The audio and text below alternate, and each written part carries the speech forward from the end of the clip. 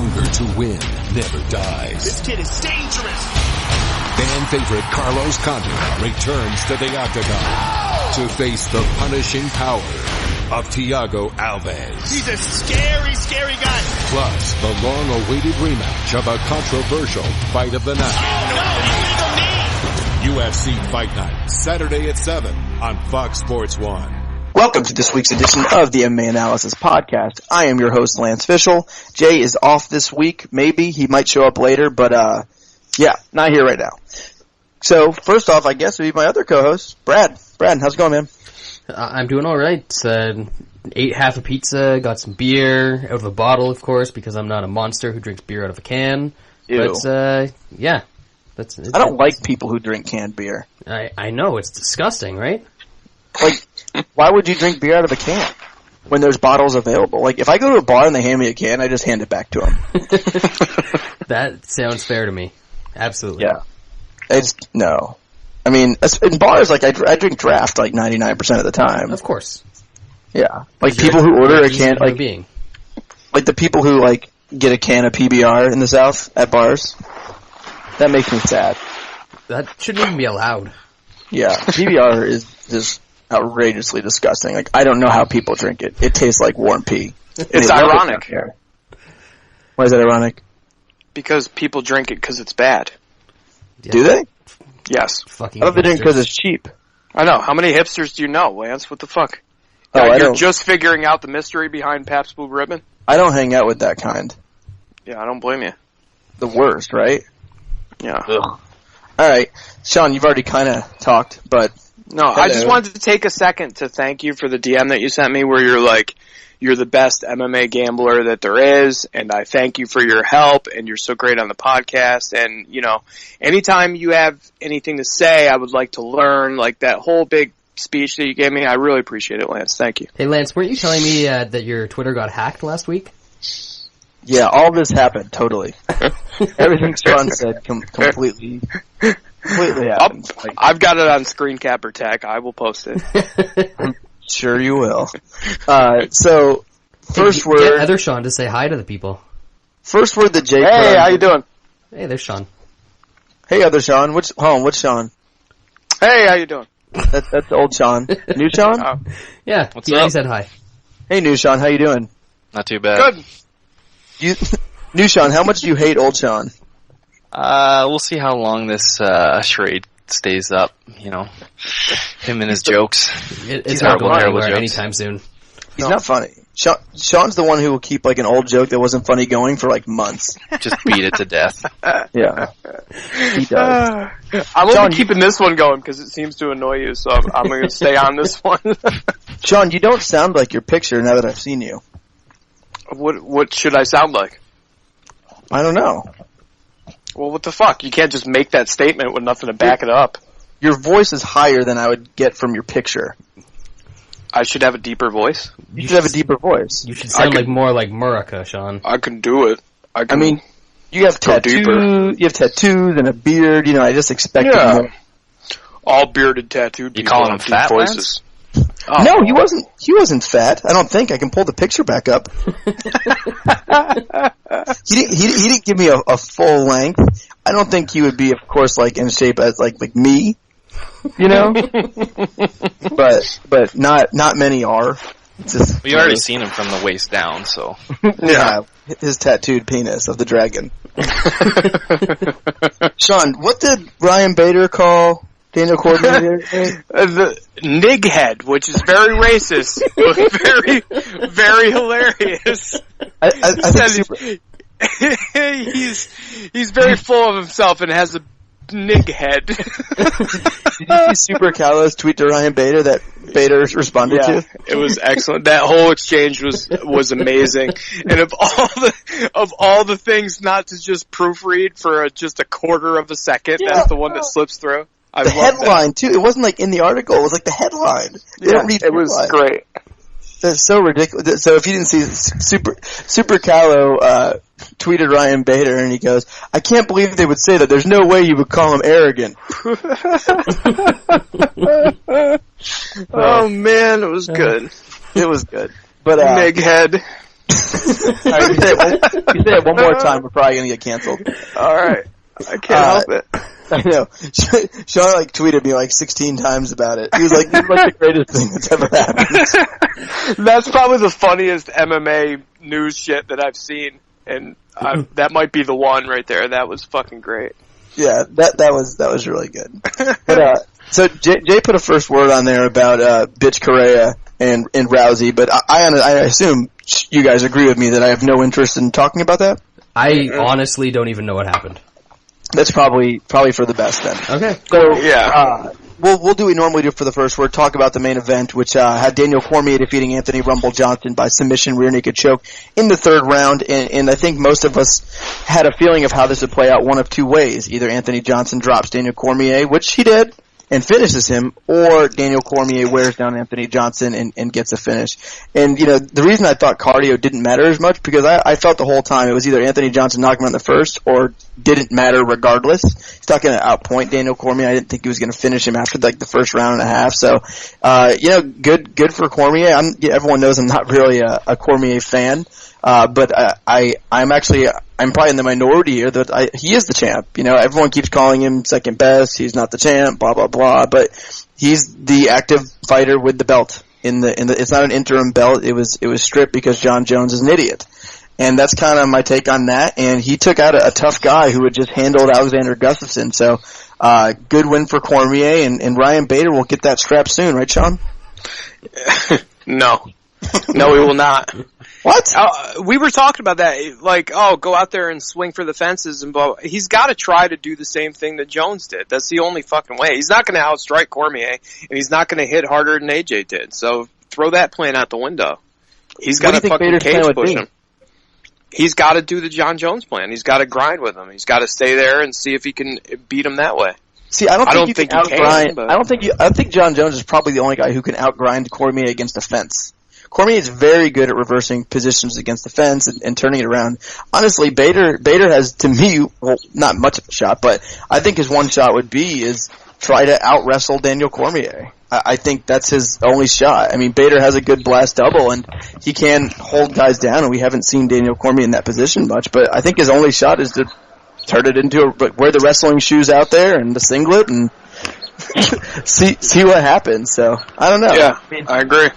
Good. I know some people hated it, some people liked it, but good on Bader for kind of cementing him getting a title shot and not getting passed up, Like, going out there doing that, I think that was the right move. Yeah, for a guy who hasn't mattered since he lost to John Jones, back when Jones got the title shot, that's, you gotta step in there and make people care about you, and he did that.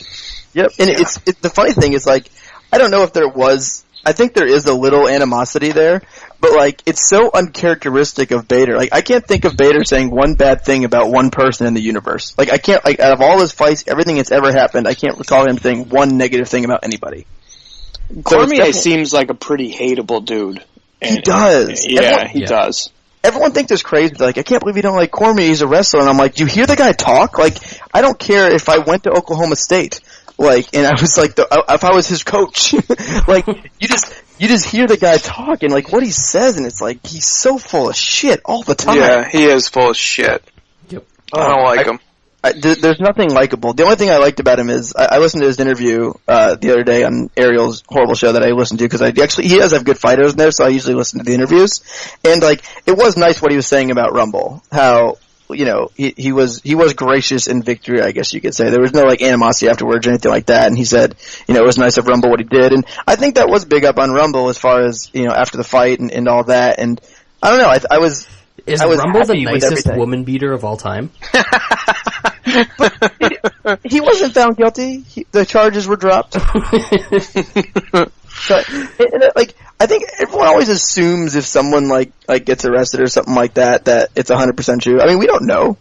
I mean, the charges on Ray Rice were dropped too. Yeah, but we have a video of that. That's true. Video. Good drop. So that shows you. But like I don't know. It just seems like the Jameis thing. Like, does anyone actually believe Jameis raped that girl? Like, anybody? I do. Besides that girl's mom? I was there. I was holding her ankles. Was it a coincidence that they dropped the legal stuff and all that, and the day after he gets drafted, she files a lawsuit? Yeah. It's like I don't know. That's not new. Remember the Duke lacrosse thing? Yep. Yeah. I had a buddy that played on that team. Yeah, but they raped the shit out of her. Now apparently she was ugly. They raped her good though. That was some good. We can talk about rape for 5 minutes, but I can't say nighead more than 4 times, huh? Hey, Shaun, easy. I'm sorry. It's nighead. I didn't make it up. That's true. You can just see quoting him every time. Shaun, if you weren't a black man, that would be racist. That's true. I'm black from the waist down. Just before, because I know we're about to move on. Burns in a fire. Yeah. For people who bet on Cormier, they couldn't have known going in that he has the chin that he has, so I think they kind of lucked out. He got hit. Yeah. Yeah, he did. He did. It was funny, to go out how full of shit that guy is. So, right after the fight in his interview, he said that, it just kind of took me off balance, it didn't hurt me very bad, blah, blah, blah. And then in an interview on Monday, he was like, that was the hardest punch I've ever taken. It's like, well, you should stop lying so much. Yeah, because he was concussed. Yeah, right. It's really about being hit high on the head versus there's a lot of guys we just saw it with loser Lima, getting hit high on the head really does people in, but I feel like the majority guys take it just fine, Well, Cormier also got knocked around by some of those head kicks that knocked him off balance pretty good too, so.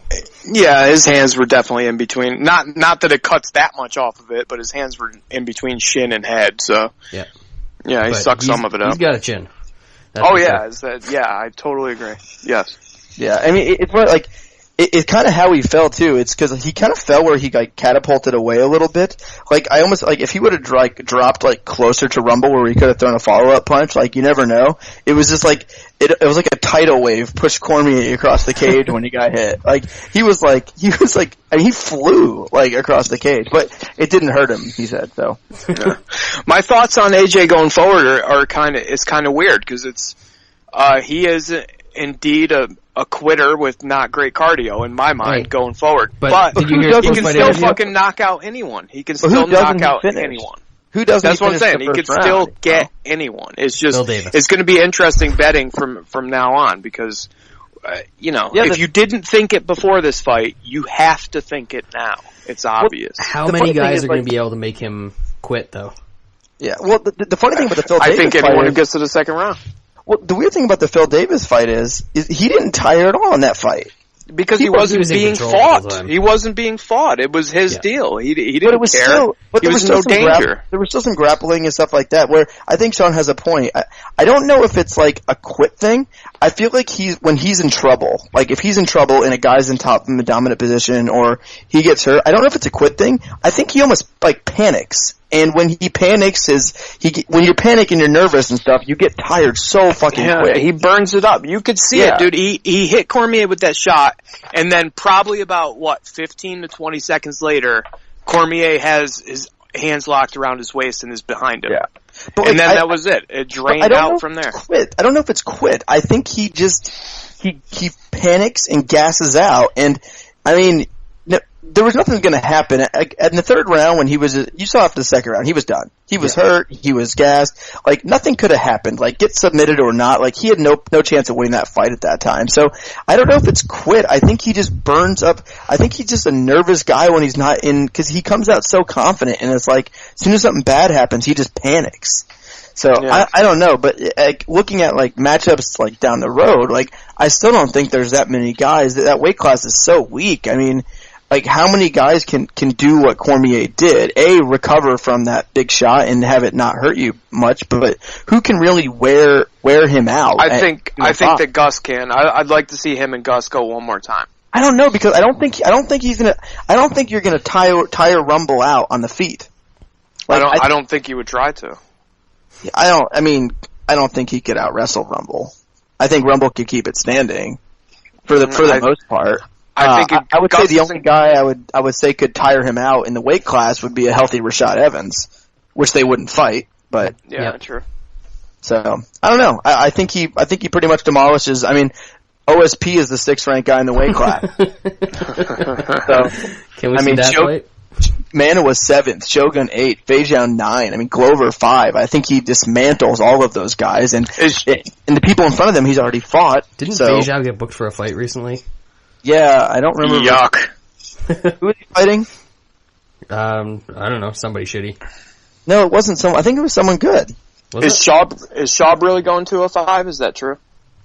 Jeez, so he says. Who is he fighting? Feijão, let's look up the news. Oh, Patrick Cummins. Oh, he's no. So basically, Patrick Cummins is like the leftover pile of shit of Ryan Bader.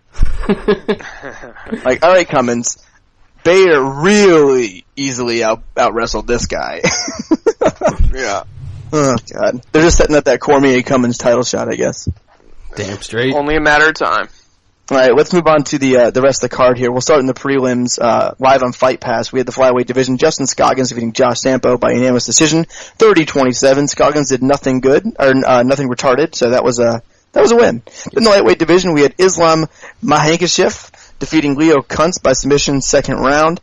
A Russian guy finished a fight. That means no matter who Kuntz fights next fight, he is going to get bloody and die. Because if you get finished by a Russian fighter, you don't even belong. Like, straight up.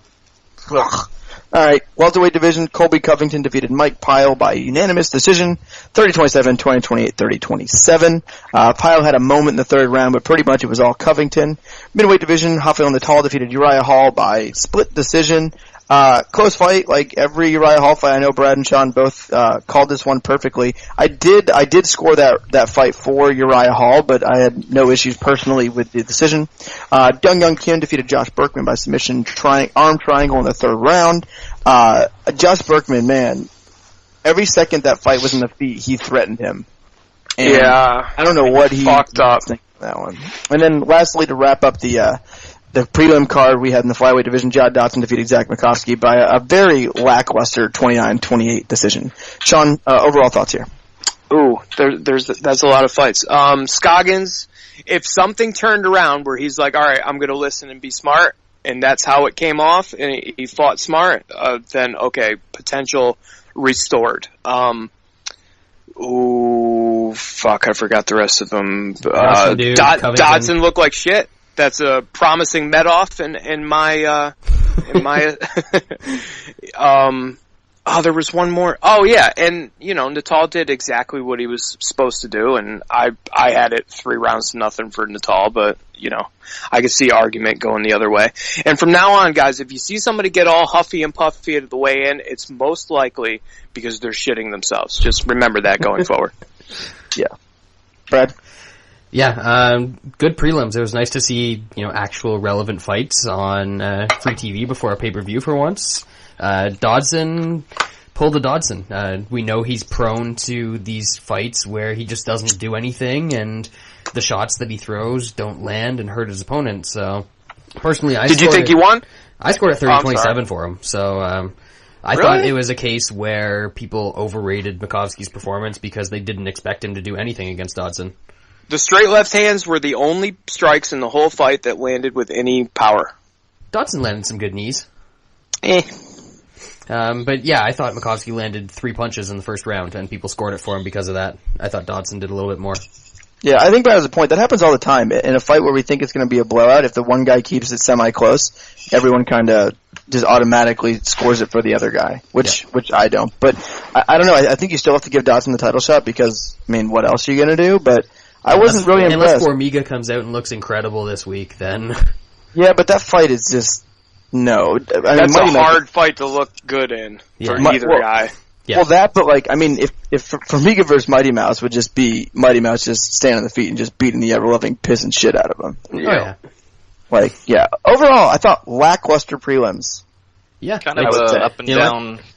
I thought up and down for the genitals. Kind of got tapped. Hall's balls got kicked in record time, but at least the Dodson came through and awesome. Choked out Berkman. Rafael Natal set the tone for that fight real quick. That's a great tactic. I thought the Dong Young Kim Berkman fight was good for the most part. Oh, that's what I forgot. The second round. What a fucking dummy, right? What a dummy. He threw the 2 flying knees in the last flurry. That sucked up. He could have thrown 10 punches. He chose 2 flying knees instead. It didn't fucking work. And then he was like, all right, need a breather. Takedown. Oh, that didn't work. Yeah. Whatever. God, what an idiot. But, all right, let's move on now to the main card as we start in the flyweight division, which this whole main card was absolutely incredible, and it started off with a bang. Joseph Benavidez defeated John Moraga, unanimous decision 30-27, but this was a fun fight, and Moraga did have his moments here. I think, I never thought Moraga was going to beat Benavidez for any minute. The only reason I thought about Moraga, just as how big the odds were, is I think Moraga is actually kind of underrated. Everyone always talks about how he's overrated, and he shouldn't have got that title shot and all that, but he's a tough guy, and he finds a way to win, he finds a way to survive, and he constantly puts damage on people. Shaun? Yeah, I thought he looked pretty good. I thought it was a decent fight. I watched it twice, and the second time was to remember if I need to note that Benavidez is actually on the way down, and I think that I still can't discern whether he's on the way down or not. So one more fight and we'll be able to tell. You guys think he's on the way out or no? No, it's hard with those alpha male guys too because they're in shape all the time too, and I think that has like something to do with it. Like, I mean, you would think Faber and Benavidez would be kind of like demoralized at the fact that they're not going to achieve that lifelong goal more than likely, but man, Benavidez just keeps coming out and looking fucking awesome.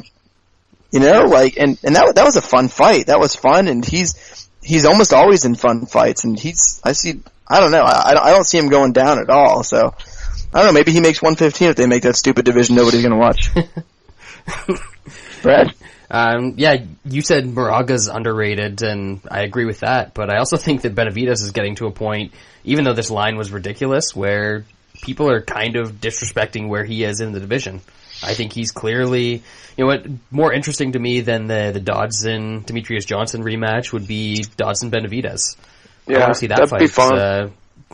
As much as pretty much anything in the flyweight division right now. I think Benavidez would be favored.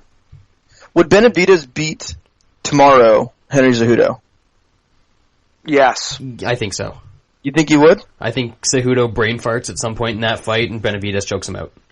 I don't know, man. People always act like he's an idiot, but he never did that his whole career in any sport. It's a big experience gap there. I think that's why he wins. Just it on is. that. Well, the problem with Cejudo is, like, as far as his ground game, it's pretty, he can stay on top, but he doesn't have much on top, but I think his boxing's a little bit underrated, where if he was in a fight where he had to stay standing a little bit, I think he could hold his own.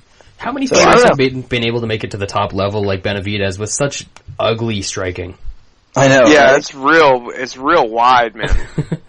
Hands low, weird slappy punches. Yeah. I like his new haircut. Super cute. Super cute. Apparently he was injured coming into that fight, but he looked good. Yeah. He looked good. What was wrong? Sweetest nickname on the card, Beefcake. He called himself Beefcake? Yeah. That's his nickname. Wow. I thought it was the Joa Constrictor, that little submission he made. He's got a bunch of them. He's kind of like a beef cupcake, though. That's what was He's on like his shirt. 5'2". Beef cupcake? Yeah. All right. Yeah. Hey, he's hitting Megan Olivia. Not, like, hitting her, because... He might be. Maybe.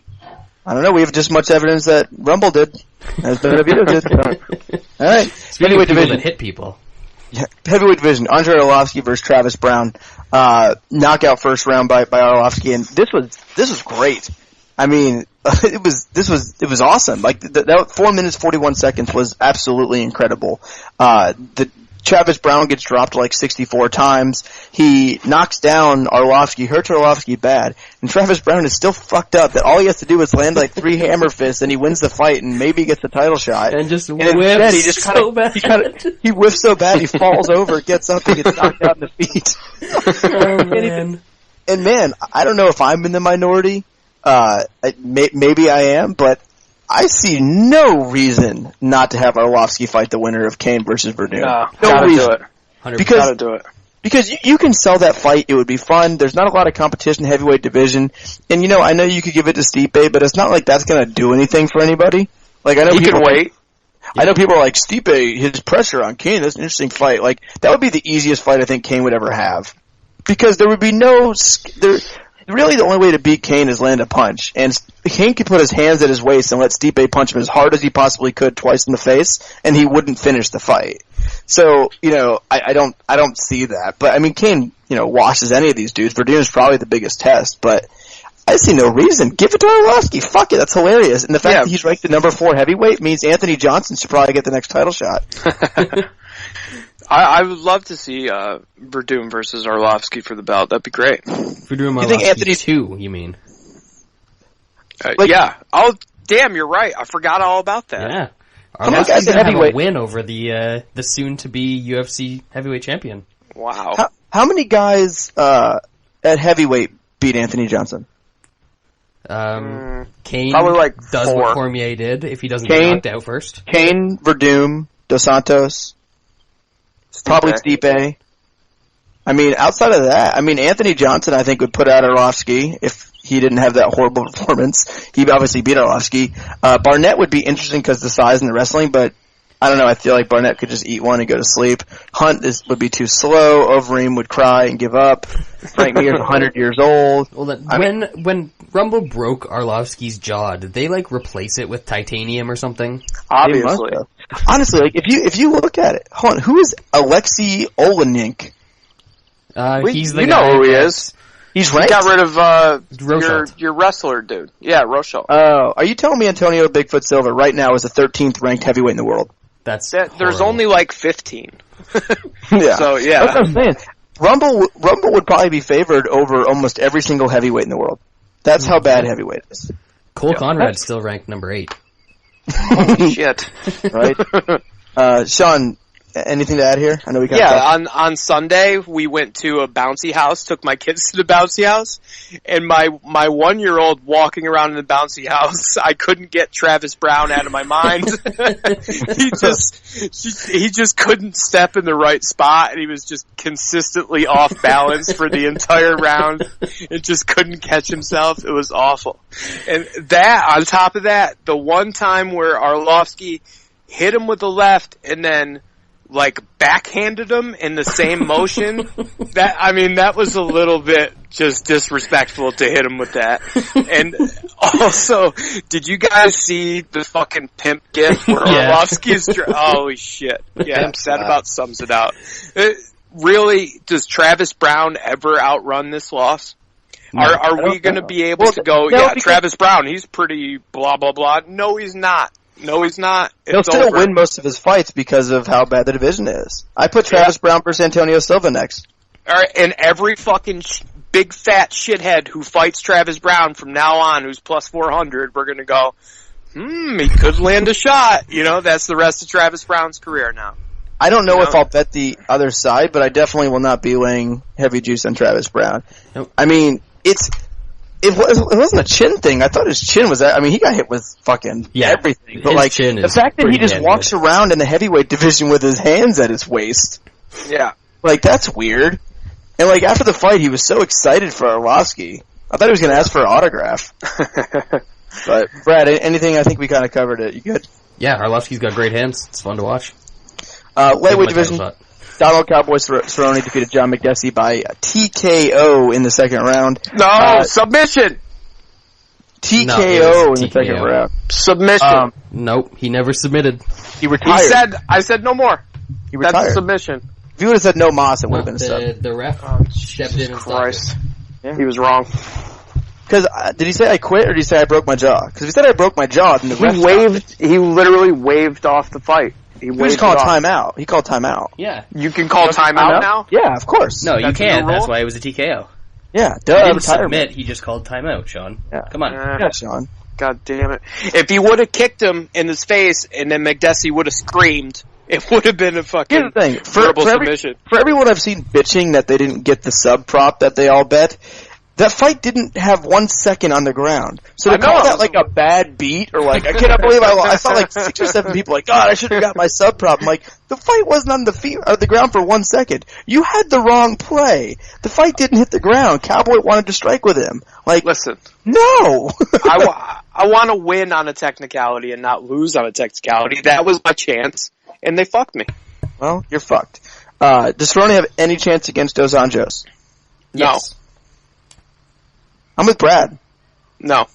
I think we saw shit Donald Cerrone that night. Oh, I think we saw a fucking super RDA against Pettis. Maybe he was juicing. Maybe he I still think is. He was definitely juicing. Pettis didn't even try in that fight, though. He couldn't. His face got broken in the first 12 seconds, and then he was just defending himself the whole fucking time. How about Michael Johnson? So stupid. Ugh. Yeah, What he an should have idiot. taken that. That was a no-loss proposition. Oh, you fight Cowboy on like short notice or not. I mean, Cowboy would probably strike with MJ. I don't think Cowboy could take him down. And on the feet, I think Michael Johnson at this point in his career could have totally put it on Cerrone. And what happens if he didn't? If he didn't, we wouldn't think any less of him anyway. He should have. He loses to a guy on 2 weeks' notice that had won 7 straight asterisk.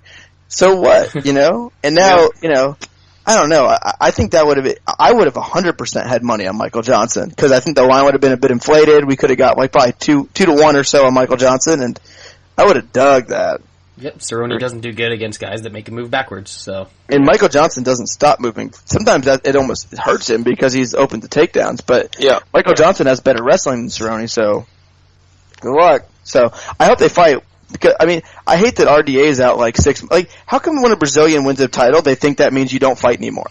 Like, hey, I won the title, I retire.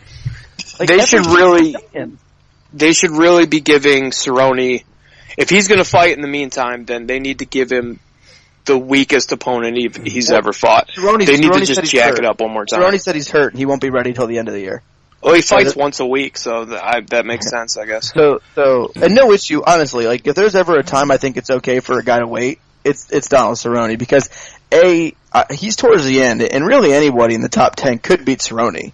I mean, Cerrone's one of those guys. It's like I never feel like this matchup I did because it's McGussie, but like for the most part, like you never feel confident when you bet Donald Cerrone because for me, when a guy has no wrestling and even when he's getting beat in the feet, he keeps it standing. I don't like putting my money on that guy.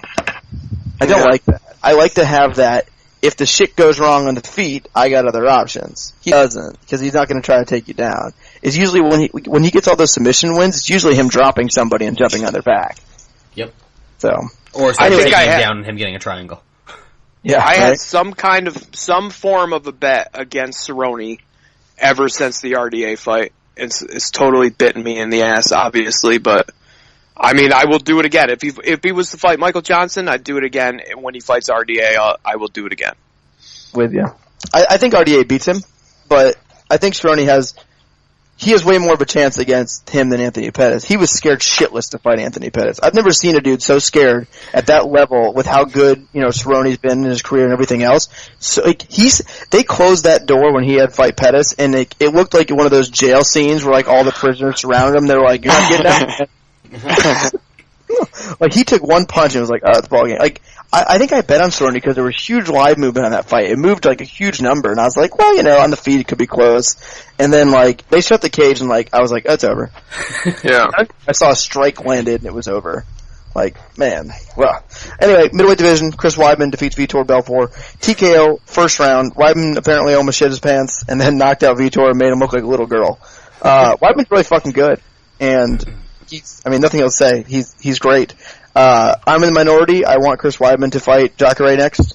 Jacare is like 36 years old. I don't want Jacare. I don't want to lose that fight. You know, if we wait and Jacare doesn't fight him till, 9 months from now or whatever, that might be a 37-year-old Jacare who's kind of past his prime. I think right now Jacare is still Jacare, and I think you need to do that fight now. Luke Rockhold's much younger. Him and Weidman can fight in 9 months, and it would be both the same. So I'm in the minority, but I want to see Jacare, and I think that I don't know. I feel like Jacare would have a good chance in that fight. I think Rockhold would as well, but I feel like Jacare has the chance to kind of just end that fight at any moment, and I couldn't see Rockhold finishing Chris Weidman. Shaun? Yeah, I agree with you on the Jacare fight. Let's go ahead and get that one out of the way.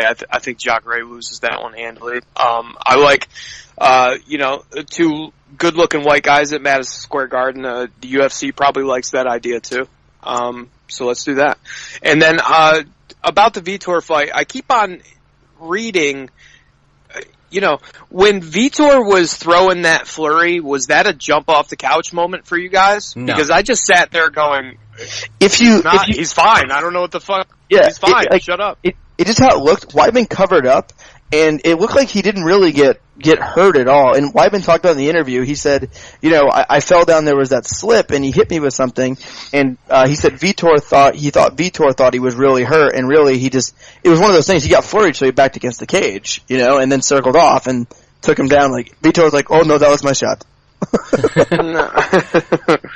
That was, I think my daughter could have taken him down with that double leg. Vitor didn't even sprawl, didn't put his hands down. It was a good blast double and everything, but at the same time, there was no defense. He didn't even think about trying to defend that takedown. No. He was like, fuck it, I better get out of here. I'm tired. The worst part is that was everything Vitor could do in that fight. Throw an early flurry, hope that Weidman flipped on a banana peel and got knocked out from it, and that's it. I'm not big on the whole steroids make the fighter, or in baseball, Bonds was only good because of steroids and things like that. I'm a complete opposite. I think most times steroids isn't. You still have to be great. Everything else doesn't make as big of a difference. But to this level, I mean, he's a different guy. I mean, he had nothing. Do you think that maybe the Vitor of a year ago gets taken down by Chris Weidman after that if he doesn't finish him, which he might have in that position? But you think that the old Vitor just laying there? He didn't even try to get guard. He didn't try to. The old Vitor almost subbed John Jones from his back. Yeah. New Vitor Vitor was punching from the bottom. Yeah, it wasn't from good. Bottom Mount. I really wish that Weidman had tap out. I really wish that Weidman had landed some real ouchie punches on him. He really didn't. They were kind of slipping off and here or there, too short or too long or something. I really was hoping for some damage, but there wasn't much. I think Weidman was too. Yeah. I've been not a fan of Vitor, but nope. For me, I thought overall that pay-per-view was as good as it gets. I mean, as far as those prelims weren't great, but as far as those 5 fights, floored me. I was sitting there, I was watching by myself in a hotel room in Michigan with a HDMI cord hooked up to the TV, watching the pay-per-view from UFC TV, but I was just amazed by the moment. I wanted to look at someone and talk to them about what we were watching. I don't know, this had a feel to it. I talked to people, some fights have this big fight feel, and I felt like the main event and the co-main had that. And that was great. So how awesome is it that in 2015 we had a pay-per-view with 2 title fights, and both of those title fights had moments where the guy on bottom in very weak positions was throwing punches from his back. Yeah. Right. Rumble, good sport though. Like that kid. Oh, just a nice kid. Real nice kid. Good kid. Alright, let's move on here and start talking about these really shitty fights. God, they were shitty. No, we talked about that. We just talked for a while on that card, didn't we? There was a lot to talk about. I enjoy that. I enjoyed the review. Use your words. Oh, are we talking to me? Because it cut out. I'm sorry. No, Lance cut out. I think that might have been his laptop dying, like he predicted earlier in the show. Oh, the really long battery? Yeah. Can you hear me? Oh, there you are. Yeah, I can hear you. Oh, sorry, I fell on the stairs. Oh, cool. Good. Alright, let's jump into this card. We have UFC Fight Night 67, Carlos Condit versus Thiago Alves. So we'll start out on UFC Fight Pass in the preliminary card. I don't know who any of these people on this card are. Division, Luis Dudra versus Tom Stiff Breeze. Brad? Yeah. Tom Breeze is a British dude, so you know that he can't wrestle. And now he's going to TriStar to train, so you know he can't wrestle and he can't be fun. So this is it's going to be a real interesting fight. Basically, he's a 6'3" guy. If he knew how to use his reach, he would be all right on the feet, but he doesn't really at this point. So I think this fight comes down to how much he's learned at TriStar. If Faraz has turned him into a jabbing, front-kicking phenom, then he can beat Dutra, because he is actually a really good grappler from top or bottom. But if he still doesn't know how to use his reach, then Dutra's going to pressure him, he's going to get in the clinch, and he's going to outwork him to a decision. So I'm thinking that Firas is going to have some impact here, and Breeze is going to end up pulling it off, but I'm not confident in that at all. Nope. Shaun. Yeah, there's a ton of unbettable fights on this card. There are. And I'm super heavy on the main event, which we'll eventually get to. But if I wasn't so heavy on the main event, this would be one of the ones I would bet. I would bet Dutra. And it's for a very simple reason. I think prospects coming in on a strong jiu-jitsu in particular background, I love to fade that spot because I don't think that jiu-jitsu is half as useful as most fans think it is, and I think it's a bit of a myth. I think it's sort of on its way out. Subs don't happen easy there, often. Brendan Schaub. Maybe Big Nog's going to come to your house and armbar you too. No, that wasn't Brendan Schaub. That wasn't Schaub. That was Ed Herman. Dave Herman. Yeah. It's just Brendan Schaub got knocked out by Big Nog.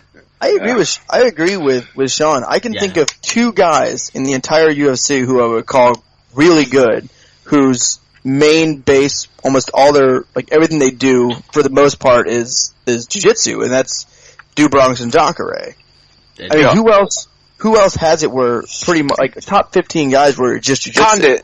Condit, dangerous. No, he's, Damian Maia? No, but Damian Maia is one of them, but Not anymore, though. Yeah, but Condit can outstrike anybody. I'm just saying, like, these guys, you don't have... Subs happen when the person's tired. I don't really see anybody off their back. Do you know why? Do you know why it's so hard to sub guys now? And you don't see it as much, these jiu-jitsu guys? Because wrestlers are better at defending subs than jiu-jitsu guys are finishing them. Yeah. It's so hard. Like, these guys who have good guards from their back, when you have a wrestler postured up and doing what they're supposed to, it doesn't matter what you're going to do unless your name's Trey, like I said last week. Yeah. So, and you're getting punched the whole fucking time. I don't buy it. I would go with the dog? Yep. Yeah, that's what I'm saying. He's like plus 135 or something, right? Yeah. Yeah, I mean, I'm probably not going to bet it, but I'm gonna pick Dutra for the pool. But I think he's an idiot, and he's not very good. So I don't know if 155 now, actually. Wow, now you're tempting me. Yeah. He hasn't fought in like a year and a half either. Still. And you never know how this Breeze dude's going to come out, so it's a pass. Hey, new Shaun, just give me a name. Who you got? I got Dutra, man. God damn it, old Shaun. My elbows to the back of the head. That one was actually pretty good, though. Right. New Shaun, who do you have? He said Dutra, too. Dutra? Elbows to the back of the head, yeah. Fair enough. All right, let's move on now. We move to the women's strawweight division. Julie, I don't know who these people. Now, not even joking. Never heard of. So far through 2 fights, I haven't heard of 3 of the 4 people. Juliana Lima versus Eric Almeida. Brad, gotta go Eric here. Yeah, it seems unfair, doesn't it? Mm-hmm. Yeah, I've seen a bit of each of these fighters. Lima is boring. Almeida has a decent sub game, and it's the women's strawweight division. So subs can actually work. So I think that Juliana Lima might take her down and get armbarred. Shaun? Yeah, I haven't seen any good movies lately, but I've been watching that Bloodline show. It's on Netflix. It's okay, right? It was tolerable at the beginning, and then I'm like, oh, this is okay. It's kind of slow. And then it got pretty tight and pretty interesting. It's got some pretty good actors in it. And if you can get past the first 3 episodes and still be into it, then yeah, it gets pretty good. So I'd recommend it. Just watch Archer instead. I watched the first 8 or 9 episodes, and I haven't finished Bloodlines. Yeah, see, that's usually a bad sign when you have access to the last episode and then you haven't watched it. I just don't care. I watched Daredevil. I tried. I couldn't make it through. Really, I like Fulton Reed and everything. Yeah, I don't know. Shaun, you must be one of the gays. New Shaun, who you got here? Almeida's cuter, and she's finished all her fights. You think Eric is cute? Yeah. That's weird. I knew it. I won't hate. It's alright. I support everyone. Next up, we do have a good fight here. I've heard of both people before we get to another fight I haven't heard of either. Featherweight division. Lucas Martins versus Mirsad Bektic. I do not know why this fight's on the prelims, but I also don't care enough to talk about it. Brad? Yeah, this is a good fight. Is that a good? What was that? I said, is it good that I actually don't care, but I thought I'd bring it up? Yeah, it's very important. Because I bet when Jay you don't cares. care, you need to tell people that you don't care, otherwise they'll think you care. Yeah, bet Jay we don't cares. want that. Yeah. You think Jay Jay cares? definitely cares. He Yes. definitely cares. I think he has sex. I think he's having sex with Bektic right now. That's weird. Not because it's gay, but because Bektic should be focused on his fight. Yeah. Yeah. Not because it's gay. Of course not. Not that there's anything wrong with that. No, we support all people. Us gay? No. But anyways, I think this fight is closer than where the line is right now, because the line's absolutely absurd. Mirsad Bektic is minus 470, Martins plus 375, which is crazy to me. I actually do have Bektic in a parlay, but it was back at the opener. I think it moved twice, and I got it at minus 280, but there's no way that I would be betting it now. Honestly, taking the extra free dollar, I might just throw a little bit on Martins to hedge against that parlay. So I think Bektic can hurt him on the feet, but he can also get hurt on the feet. And then if it stays on the feet for any decent length of time, Bektic is going to decide to use his grappling, push Martins up against the cage, get it to the ground, and he is pretty dangerous on the ground. I know Lance thinks that he can't finish anybody, but he's got some pretty good ground and pound, good guard passing, so if it does hit the ground, I think he's got a big advantage here. It's just there is some danger zone on the feet. Shaun. Yeah, I agree with Brad. I think this one's probably pretty easy to figure out and break down. The one thing that you, excuse me, the one thing that you need to take into account is I think that Bektic does have chin issues. I think that's a real thing. And I think Martins is probably a little underrated in the skill on the stand-up and not overrated in his power, because we all know he has power. So those two things combined, Martins could get to him. So it's not the safest thing in the world, but he's not going to get to him when he's laying on his back, and that's probably how this is going to go. So Bektic, late stoppage or a decision. Yeah, this is one of those fights that I'll probably end up putting money on, like half a unit, and then lose just because I'm an idiot. But I do think Bektic is obviously your more likely winner here, but I wouldn't count Martins completely out. I think when this fight is on the feet, that it is going to be in Martins' wheelhouse. I think he's the better striker here, but I think Bektic probably have the better cardio here. I think he's going to have the better wrestling and be able to get him down. I don't know how much better Bektic is than Elkins at wrestling, probably a little bit, and Martins was able to stuff a lot of those takedowns, but he still lost that fight, so I don't think Martins is that great. I think this is one of those things he can either finish or he's gonna lose. Could be a late stoppage, honestly, if it's something, third round he's gassed out, but it'll be a pick of Bektic and probably 90% sure pass. New Shaun, who you got? Bektic. Loser. Yeah. Alright, welterweight division. Eliza Dushku, Zaleski dos Santos? That's the one.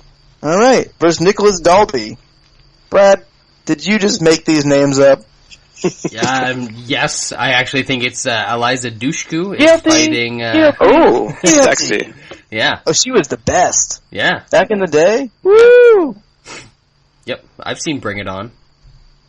That was the best. Yeah, his nickname is Capoeira, so you can kind of guess what he does. Yeah, my nickname's Karate. Which one's Capoeira? Because I'm going to bet against him. Eliza Dushku. Eliza Dushku? So Yeah. Eliza Dushku sucks. Yeah, and Nicholas Dalby's alright. Pretty decent prospect coming out of Europe. I guess he's not really a prospect anymore. He's 30, so I'm going to chastise myself for saying that, because I hate when people call people prospects when they're already old, like Shane Carwin. Dalby's pretty decent karate striker. I think he's a little bit better with his grappling, and I just think his striking is going to be a little bit tighter than Eliza's here, and if it does hit the ground, he's going to have a significant advantage. So I think the Dane is going to get the win here, but this is another one where the line is just way too high. Minus 370, too much. If I was forced to bet it, I'd definitely be on Eliza Dushku. Shaun. Yeah, another another unbettable with no real edge. I think when you boil these guys down into the most general mold possible, you've got an aggressive come forward striker against a kind of not aggressive counter striker. And in this case, I always like the aggressive striker. So that's who I'm going with. Yeah, I don't have anything. I got nothing on this. I don't know who these people are. New Shaun, do you know who these people are? Not really. But if it's Eliza Dushku and she's fighting a man, you take the man. I don't know. Dushku's flexible, different things. So, alright, let's move on now. Huge forearms. Flyweight division, really fun fight here. I wish it was almost as good as Wendell Oliveira versus Darren Till, but we have in the flyweight division Junior Formiga versus Wilson Hayes. I mean, this card is so horribly put together. I don't get it. It's only the second week in a row where a top 5 flyweight has been on the free prelims.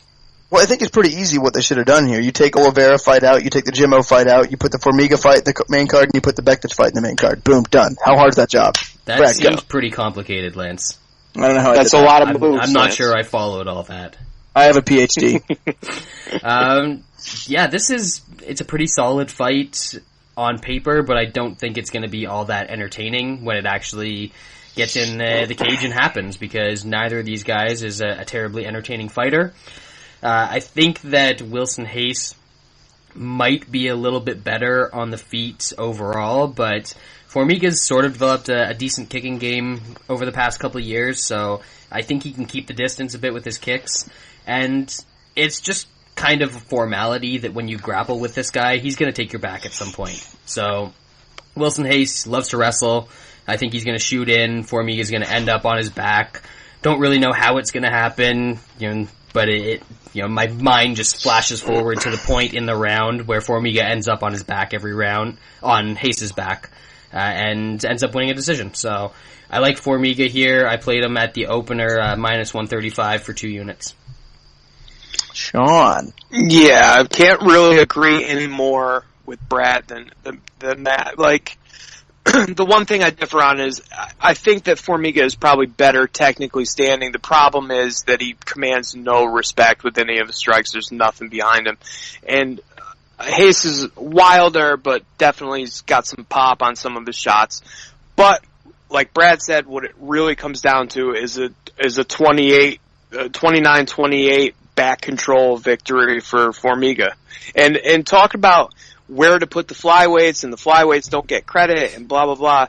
That's fine. If you watch this fight, you're not going to think much about flyweights if you haven't been watching much UFC, because this is doomed to be a terrible fight. I really think this is Formiga for 3 minutes of back control, 2 out of the 3 rounds with nothing going on. It's more just the principle of it for me. You have guys I've never heard of, and then you have top 5 guys. Yep. Yeah, that's enough for me. So, did you see people tweeting after the Dodson and Benavidez fights last week? So how about that flyweight division now? Like, I hate people. Yeah, I want to jump through my computer and smack them. Yeah, I hate people. Yep. So, I kind of see how you guys playing out. I think there's 2 ways this fight can play out, which is what happens when you have 2 grapplers going at it. The fight's in the ground, and the better grappler prevails. Formiga can maybe get on top, or if he doesn't, he can sweep, and kind of control the fight. Or B, we see the worst striking match in the history of striking matches. Those are, and that's what happens like 50% of the time when we have these. This is going to be a fun grappling match. This is going to be on the ground, blah, blah, blah. And then we just have these 2 gassed out Brazilians just throwing Hayes at each other and hitting the fence. So, I'm hoping we see the grappling, just because I know maybe I'm different, but I'd rather see more of a technical grappling match than 2 little 125 guys with no talent throwing Hayes. So I do think it's going to be Formiga. As far as a bet, probably not. I know a lot of people are confident in Formiga here. I'm not, because I could see him being on his back for majority of the fight and losing the decision. New Shaun, Formiga? Yeah, Formiga late sub when Hayes gasses. That's fair. Last fight in the preliminary card, we have in the featherweight division, Hani Jason versus Damon Jackson. Brad. Yeah, I know that you think Damon Jackson is awful, Lance, but he's awful. He's not that bad. He's going to be a better wrestler than Hani Jason here. And great, get in the guard, son. Hani Jason isn't going to sub him from his back, so probably is. Damon Jackson is going to get on top, and I think he's got a very good chance at grinding out a decision. If this stays on the feet, then Hani Jason's more dangerous. He's going to be a better striker, but I really don't see this staying on the feet because Hani Jason seems to think that he's got a better sub game than he actually does, and that he can sub decent grapplers. So he's going to end up on his back, and he's going to eat elbows and punches for 3 rounds, and I think he's going to lose a decision here. So I like Damon Jackson. I haven't bet it yet, but I'm looking at the Jackson by decision prop at plus 401. That seems pretty high. Rob's going to eat elbows. Okay. Shaun, talk. What? Oh, I didn't hear you. My bad. Yeah, I agree with Brad. And again, on this card, I'm too heavy on one part of it, but this is another, option that I would see on the card. I like Jackson here. I think Brad's right. I think this is a lot. I think it definitely gets down to the ground. And I think that Jason lays on his back and searches for subs and never gets them. And I think he loses a 30-27. If he somehow keeps it standing, that's a whole different story. But I don't know. At that price, I think the Jackson is definitely playable. I see this as like the opposite as you guys in every way. Yeah, that's good. I think Hani Jason is good. It could easily go that way, honestly. Good. Like on the feet, I think he's okay. I think he's got a little bit of power, but I feel like if Damon Jackson's going to lay in his guard, he's going to get triangled. No, Damon Jackson is not Mike Wilkinson. Be big. He's going to get triangle. He's a lanky. He's not Mike Wilkinson. He's a lanky dude who's the best at triangle. You just put your dick right in their face and it's over. Right? I mean, we're talking about the guy's best win in his career is Leonard Garcia. And the only guy who's ever faced in the top 4. Excuse me, Brazilian Jiu-Jitsu black belt Leonard Garcia. Yeah. And the only guy... They all have black belts. The only guy he's ever faced that's in the top, let's say, 100, he got submitted easily by. So I don't know. I wouldn't say he got submitted easily. That was just like a weird-ass scramble. It was a terrible fucking submission, yeah. If but you get submitted like that, you're not good. Straight up. Can't be good if you get submitted like that. But you're not betting Jason, though, are you, Lance? I'm going to bet Jason. Are you? Poor soul. Yeah, he's going to wear the mask. I bet him every fight. I mean, he's going to wear the mask? All right. If he's wearing the mask. Yeah. No, I bet Hani Jason a good bit, but I do remember when we got plus money on Jeremy Stevens over Hani Jason, and that was just the best day of my life. Do you remember that? That was good. He kneed his head through the cage. Yeah. Yeah, he killed him, and he was like, I know he was an underdog. I don't remember that. Let me look at the price. I'm pulling it up right plus now. Plus 140. Yeah. Jeremy Stevens plus 140. And then we got under 2-1 on Jason versus Scuba Steven Seiler. Bad stoppage. No, it wasn't. That was a horrible stoppage, Lance. Come on. If anything, late. So I think on the feet, Hani Jason's going to beat him up a little bit. I think Damon Jackson's can you hurt a little bit, take him down, triangle. That's a wrap, son. New Shaun. Do you like Jason? Hani Jason on the magma. You got to take him. See, he knows. He knows. They basically done drug testing on this card, so fucking free for all. Damon Jackson could juice all he wants. It's still going to be a little bitch squeak. Alright, moving up. Welterweight division. Wendell Oliveira. Darren Till. No fucking idea who these guys are. Brad, tell me. I heard that Wendell Oliveira had sex with Squeak. Your mom had sex with Squeak. Oh. Boom. Yeah, this is a fight that I don't care about, and I don't know why it's on the main card. I did watch a little bit of Darren Till, and I think he is unaware that he has a right side to his body, because every single thing he throws is left straight, or left kick to the body, or left kick to the head, or whatever. It's all coming from the left, so... I think he knows he has the left side of his body. That's a ridiculous statement, Brad. No, of course he knows he has the left side of his body. He uses the left side of his body. It's the right side that's the problem. Yeah. I just don't like that you do tape study. I think it's lame. Every once in a while on some of Brad, the why don't you move to the U.S. and come work for me? I could do that. How much do you pay? Not a lot. Oh. Oh. How much is it in Canadian dollars, though?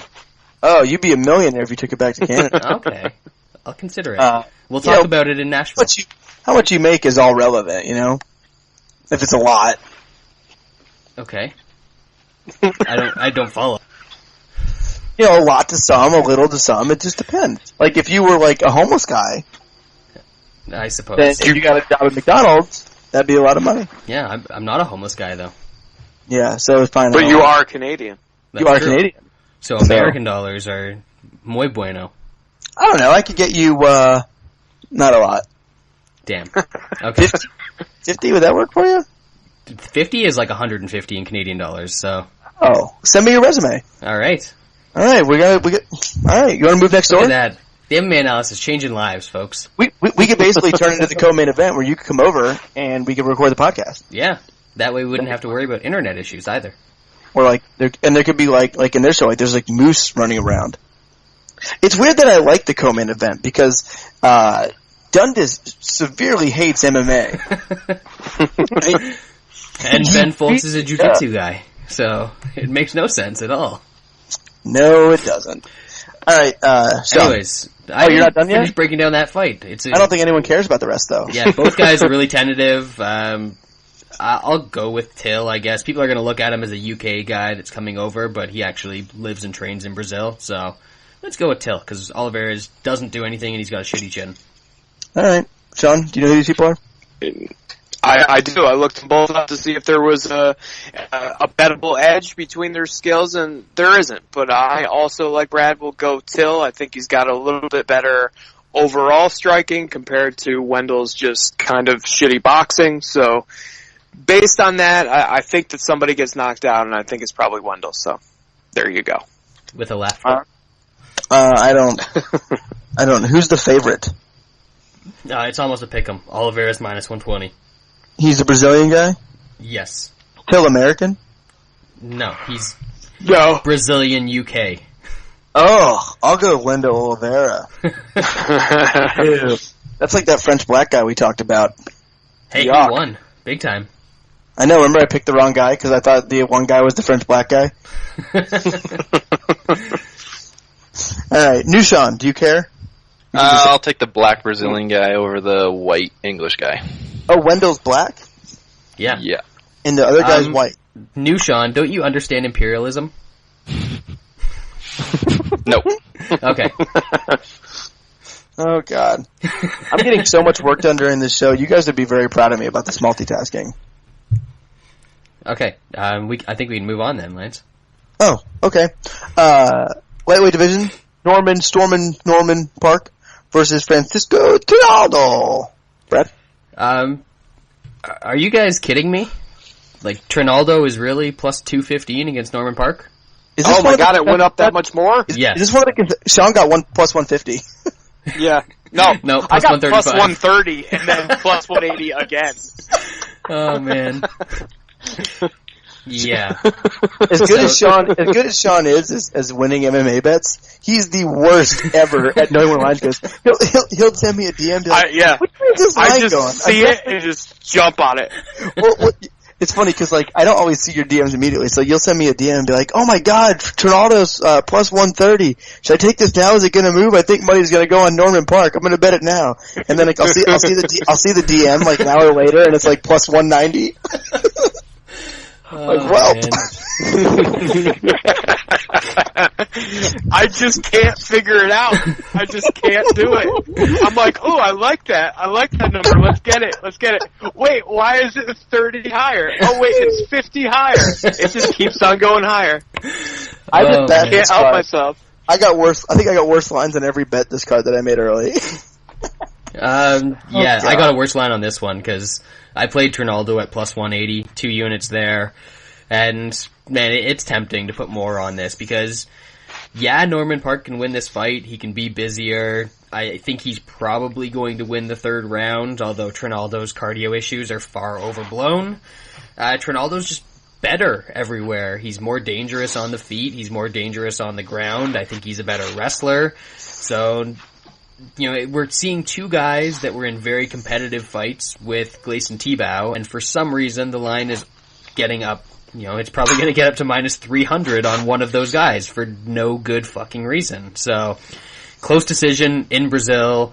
Could be a split decision type of fight. I will gladly take the guy that is plus 215 who is actually Brazilian. Is this a consensus bet? I don't remember. I think it should be. Yeah, I think it should be too. All right. Do we have to ask Jay? I think Jay agreed. Yeah. All right, that's fair. Should I just do it now, or is it going to be like 280 by fight time? I don't think. Don't ask me. I don't think it can possibly go up more, can it? I would be shocked. Well, we're long a lot. Yeah. Like most of the time.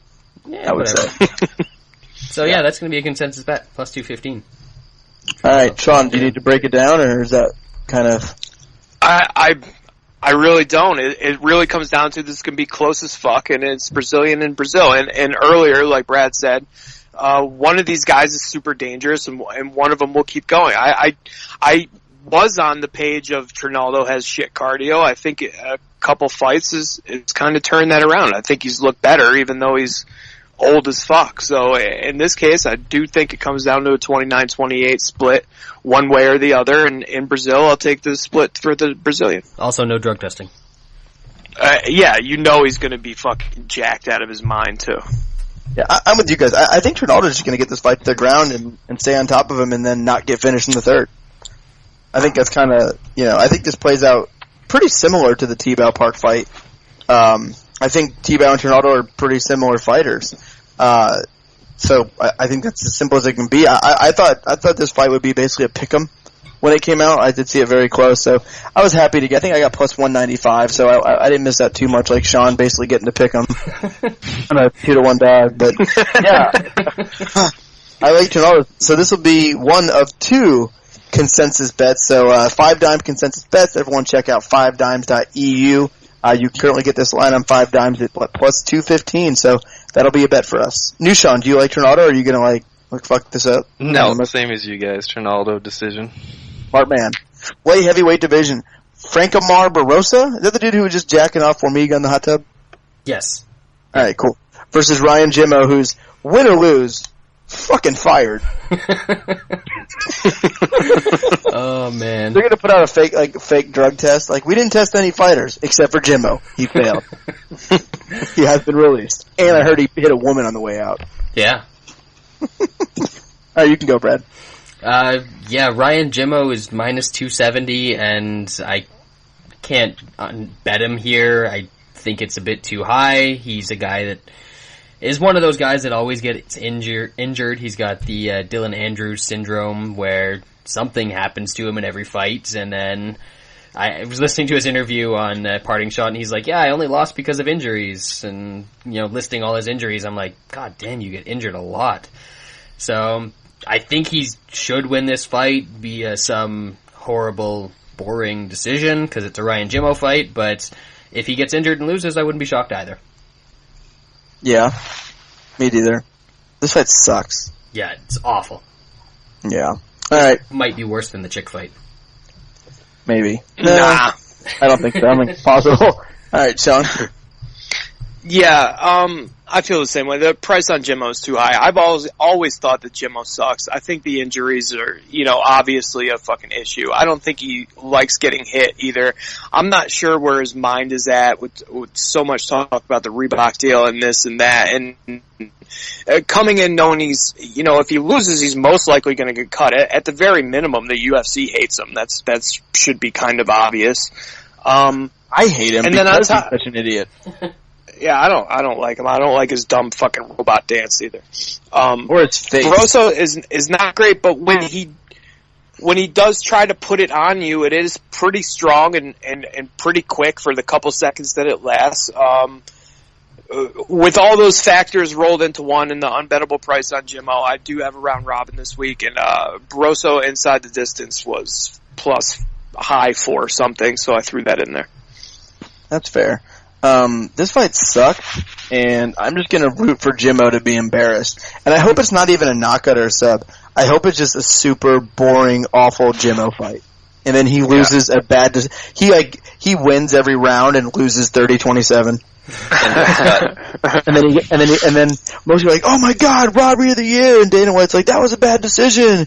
And then the next day, I fired Ryan Jimmo.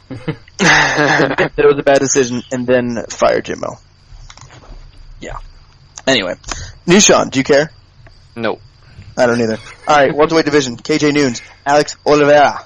Not the good Oliveira, the shitty Oliveira. Brad? There's a lot of Oliveiras on this card, though. 3. Oh. Yeah. Well, there's only one fighter named Oliveira. Yeah. And then Shaun, before I break this one down, do you think that Francisco Trinaldo at plus 215 is good to throw in a round robin? Or do you think I should wait until the line comes down to plus 130? I'd wait for the 130, Brad. Okay. Just checking. All right. Yeah, I actually think that Alex Oliveira is going to win this fight. This is a competitive fight between two strikers on the feet, and I think Oliveira has a pretty significant wrestling advantage. His wrestling is actually pretty decent for a Brazilian, and the way he throws his strikes lets him get in pretty deep on takedowns against guys who are worried about getting punched in the face instead. So, in Brazil, Oliveira's more of a natural 170 than KJ Noons. He's going to be bigger. He's going to have a reach advantage. A little bit more diverse in his striking, a little bit more aggressive. Has the hometown crowd behind him, a little bit of the judges on his side. So there's a bunch of things here that sort of point me towards Alex Oliveira, and most people out there seem to be picking KJ Noons, so I'm just waiting for this line to flip, but seems like it's not going to do it. So Oliveira's the pick, no bet for me. I don't know if this is like that first world problems things, but I have a real hard time working when I don't have two screens. That's yeah. Yep. That qualifies that weird? as first world problems. I'm surrounded by two laptops watching a 50-inch TV, and this is what, yeah. Life is hard. Yes, it is. Anyway, Shaun, you want to talk? Yeah, I'm a big KJ Noons fan. I like KJ. Basically, any MMA guy who's found any success coming from a straight boxing background, like I even like Alessio Sakara, and I would like to pick KJ in this fight, and I would like to root for him, but I can't. Even at 170, even at short notice for Cowboy Oliveira, I think KJ is too one-dimensional. I think Oliveira has the better overall striking, and like you said, the takedowns and the cage push and the clinch could come into it too.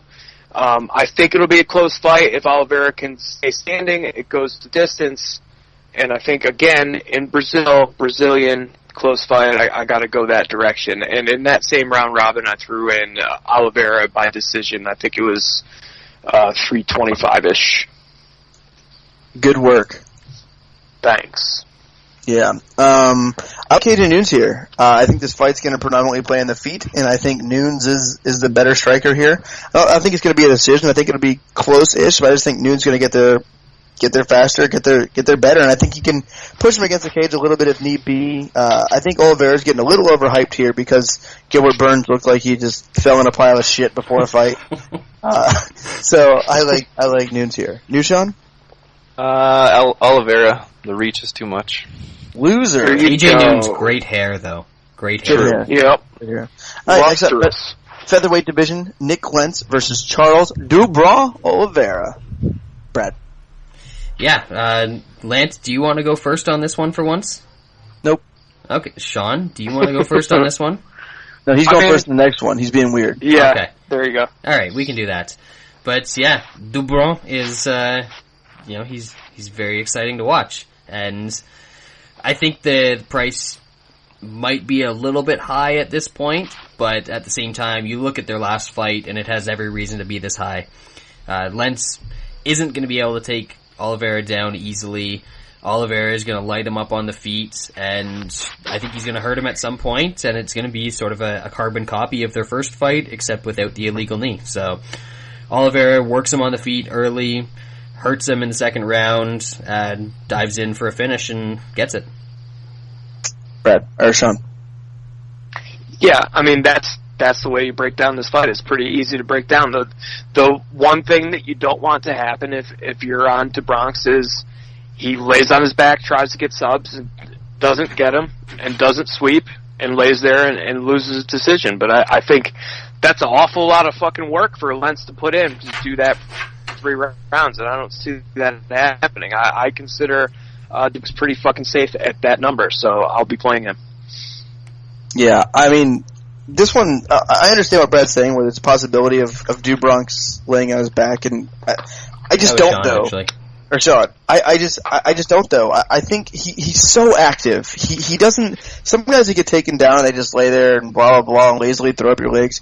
Do Bronx is like someone having a seizure when he's on the bottom there. He's constantly throwing his legs up. He's constantly trying to sweep, and I just don't think Lentz has the base to be able to stop that for 15 minutes. And I do think Lentz could tire all the failed takedown attempts, and I think on the feet, I don't think it's close. Do Bronx has really, really improved his striking lately, and I know people look back in that Cub Swanson fight where Bronx literally went on there with one leg and got knocked out, but he's really improved his striking a lot, and I think on the feet, I think Do Bronx can kind of light him up. So we'll see how it goes. I think it's going to be Do Bronx light him up in the feet. Nick Lentz kind of hurt a little bit, takes him down, triangle. That's a wrap.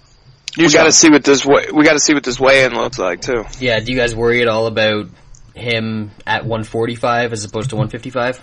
I didn't last time when it went wrong. No, Oliveira. What do you mean he hasn't fought at 155 in like 3 years? It's yeah, 45. I know, but their last fight was at 155. He seemed to have, at times, a ton more energy at 155 than at 145. No, I mean, look at his last fight. He was in a grappling match for 15 minutes with a bigger, stronger guy and was completely fine at the end. Yeah, and that was a fight he missed weight. And Yogle fight where he sits on his back for 2 rounds before finally getting. Yeah, but I mean, he still won that first round. And I think that was one of the fights he didn't give a fuck. Like he was like, I'm just gonna finish this guy, whatever. Like, I mean, it's fucking Andy Ogle. And look what he did against his last 2 fights, the Hioki fight and the Stevens fight, super impressive. Yep. Super impressive.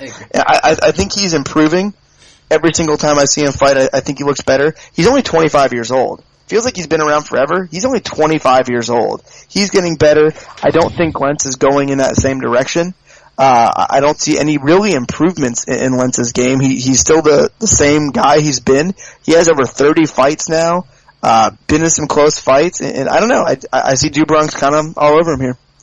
Alright, let's move up now to the main event of the evening, a fight that everyone's looking forward to. We get to see Do Bronx and this man, the natural-born killer, Carlos Condit, back-to-back. He'll be facing Thiago Alves.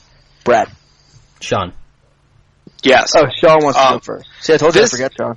Yeah, you did, and you did. This line is mystifying me. This whole fight is mystifying me. The line not moving is mystifying me. I've broken down this fight and watched everything I can get my hands on so much that I usually will go into the realm of overthinking it and talking myself into something wrong. And I've gone that far, and I still can't talk myself into thinking something's going to happen on the other side. The only thing, I mean, all MMA gamblers are on Condit, and I can't blame them. But when was the last sub 400 line that everybody was on and won? You know, it doesn't happen very often. But when you really look at this fight, I mean, it comes down to Condit's knee injury. Like, Alves is just as injured, if not more, than Condit is. And when it comes down to the actual fight, especially if you watch post-injury Alves, when the offense is coming his way, he shells up, he freezes, he takes the shots, and he doesn't counter. He waits till they're over. When you wait till they're over, when you're fighting Condit, they're not over. It doesn't get over. It's just more combos and snappier combos and weirder combos and more confusing combos. And it's, you know, a body shot, a head kick. Like, it could be coming from anywhere. And if you're not going to pose any danger to him, he's going to keep on going on you. I don't think... I can't imagine Alves sitting on the fence and sucking some of these up or blocking half of them, then shaking it off, walking into the middle of the octagon and leg kicking them. It's not going to happen that way. Condit's not going to let him off the hook. In the 5-round fight, you give Condit 1 round to shake the rust off, and then from then on, he's all over him. I haven't seen anything from Alves, especially in the last 2 fights, that makes me think he survives this fight. I don't see it at all. I don't understand why everybody in the world doesn't think this is a complete wash. You can think that Condit's going to come back and you know, be this or that. What reasons in the world that anyone has seen are we supposed to believe that Condit isn't anything besides granite? I mean, mentally, chin-wise, he's just solid as fuck. He doesn't dick. The dick solid is awesome. Dick. He has a solid dick, I heard. Even when he gets taken down and you're like, oh, fucking Carlos is going to lose on his back, he still keeps on trying subs. He still keeps on trying to go after it. There's nothing quittish about this guy. There's nothing weak about this guy. He's back. This is a welcome back fight for him in Brazil against the sacrificial lamb, and I can't find any other reason to think of it that way. Even if takedowns happen. If Alves takes down Condit... instantly. Yeah, if Alves takes down Condit, it's because he's getting the shit knocked out of him, and I hope that he doesn't think he's safe once he's on top, because then he's going to get subbed. I don't see any other... I don't want to say the L word, but I don't see any other way that this fight goes besides Condit destroying him and getting him out of there probably third round, maybe even earlier.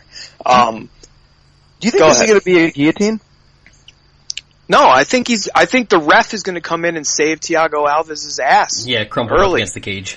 He's just going to sit there and take shots. I think it's almost going to look exactly like the finish from the Campman fight, except I think he's going to be a lot more hurt at first. I see Carlos pushing the pace, punches, body kicks, everything. Thiago, sick of getting beat up, shoots a lazy takedowns, gets choked out.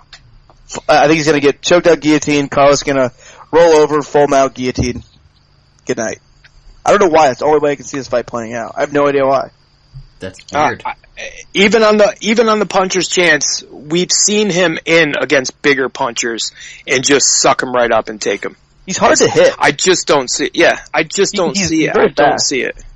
Yeah. I've got Condit with Frankie from 3 weeks ago now, 2 weeks ago. That was 6.3 to win 2. I've got Condit inside the distance, 1 unit plus 130. I've got Condit in round 3. I think that's plus 720. And I've got Condit with Chucky Olives for 2 units. So I'm wrapped up about 10 deep in Condit.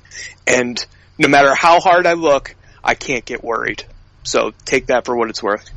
I would always get worried if I had that much. It's a bad bet regardless, Shaun. We need to talk about money management. We'll see. We'll see at the end of the fight. No, regardless if it wins, it wouldn't change the fact that that's bad money management. I don't know. When I see something that needs to just be taken advantage of, I want to take advantage of it. That feels like the right thing to do. Raging Al Iaquinta! Oh, yeah. Jesus Christ. We know who won that fight. God damn. I did, yeah. Well, hold on, let me go back. What was the date? I'm going to check my 5 dimes. Don't make me root for Bobby Green. I'll fucking do it. I'll root for Bobby Green in a second. First of all, we both know nothing I could say would make you root for Bobby Green. Who's he fighting next besides pulling out? Al! Who? Oh, he is! Yeah. Why didn't they put that together? Yeah, because you're dumb. That was bad. You are a little dumb. Yep. I'm emailing Kmart in Australia. They still have Kmart. I know, it's crazy. I guess they got a lot of servers nowadays. Yeah. Speaking of down under, Alves. Brad, what do you have to add here? Yeah, I don't really want to take Shaun's thunder away from him. Baby dick. I wasn't talking about the dick part of it. We know that's a baby dick, but yeah. Come on. Hey, Lance just sent me the pictures. I did. Damn you. Yeah, Condit is... You know, Shaun, I really didn't send your picture to anybody. I did hold to that. I know, I'm waiting to wheel and deal, but now the interest is gone. I haven't gotten one request. I'm gonna have to drop my prices. Yeah. To what? You're not even charging anything. No, I'm going $10 for an autograph picture. I might take you up on that. Alright, let's do it. Yeah, I think this is actually going to look a lot like Lance said the finish was going to be Alves against Campman. I think it's going to look a lot like Condit versus Campman, where Campman's able to, or Alves is able to struggle and get some takedowns because he's uncomfortable on the feet early, but he's going to tire out. Carlos Condit's going to take over. 3rd, 4th round, you know, it's going to be written in stone that it's over, and the finish is going to come just by Condit piling on offense and Alves turtling up. And, you know, this is a guy in Alves that we've seen him come back, and I saw the fight against Seth Paczynski, and I was like, oh, this guy's pretty much done at this point, because he got hit by everything. And then he went out and got hit by everything against Jordan Bean, and I was like, yep, this guy's done. And then he landed a miracle body kick, so... Now he's fighting the guy who is the best at hitting you with everything. Yeah. It doesn't even fucking make any sense. Yeah, and oh wow. Condit is not going to get finished by some miracle body kick, and there's not going to be another fluke knee injury, and it's just not a good fight for Thiago Alves, even on all the juices. All the magma, the hottest of the magma, will not be enough for Thiago Alves in this fight. So, boom. What is this line if Carlos Condit is not coming off an ACL surgery? 450. Because, I mean, I understand knee surgeries are serious. I understand that sometimes guys don't come back. That we come back bad. Yeah, exactly. The last bad fighters have come back bad, but the last fucking Dominic Cruz tore it twice, came out and made a fucking top 10 bantamweight look like he had never fought before. That's what I was just asking. What was the line on Cruz coming back? That was like 500 when it closed. Yeah, it was. Come on, I mean, that is a tougher fight for Cruz than this is for. Yeah. No, I don't know. I won't go that far. Because Alves does have the power where if he caught him perfectly clean, he could put him out.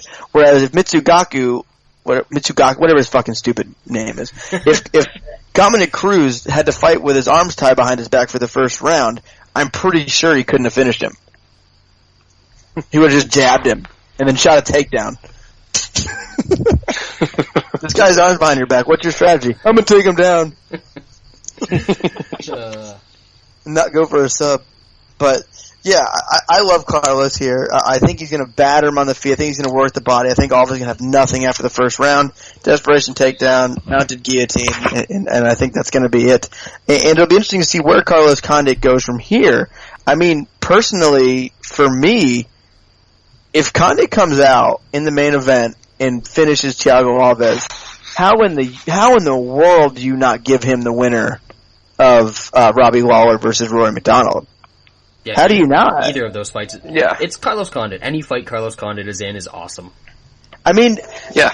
Do either of those guys beat Condit in a 25-minute fight? Rory no, not Lawler. Yeah, not Lawler. Lawler gasses, man. I think Condit would probably finish Lawler just by volume. And Rory, I don't know. I don't Rory think could neutralize with a jab and get takedowns and win a decision. Maybe, but I don't know. Condit could take Rory down probably if he really wanted. Yeah, I think he could. Which you don't get to say that very often. But I think he could. I think Condit would. Either way, there's two ways you can do it, or you can do the Condit versus Hendricks rematch, make it a main event in like a fight night card, and then it's a 5-round fight, and Condit gets to win the fight that he didn't get to win the first time around. Who won the first one? Hendricks. I think it was clear Hendricks 29-28. Brad, who won the first one? I was there live at that one, and I thought it was Hendricks 29-28 as well. But the tide obviously turned in that fight, and Condit would have won a 5-round fight. Agreed. Yeah. Agreed. Yeah. Anyways, consensus bet number 2. Right? Yeah. So Carlos Condit, Charles Oliveira. What's the line, Brad? -116.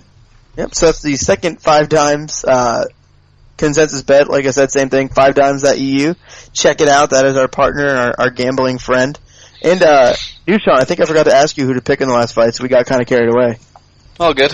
Condit late, 4th or 5th. Do Bronx, I assume? Did you pick that one? I don't remember. Oh, yeah. Yeah, Do Bronx, too. He'll catch him within 15. Alright, well, that's all we got this week. I have to go back to work. So, it was a fun show.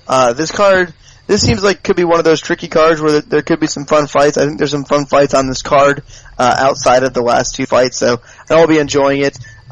In all seriousness, Jay, I hope your family and everything's going okay. We're definitely thinking about you here at the MMA Analysis. So everyone check out our bets, Toutmaster, all that good stuff. Appreciate you listening. Thanks again to our listeners, and we will see you next week.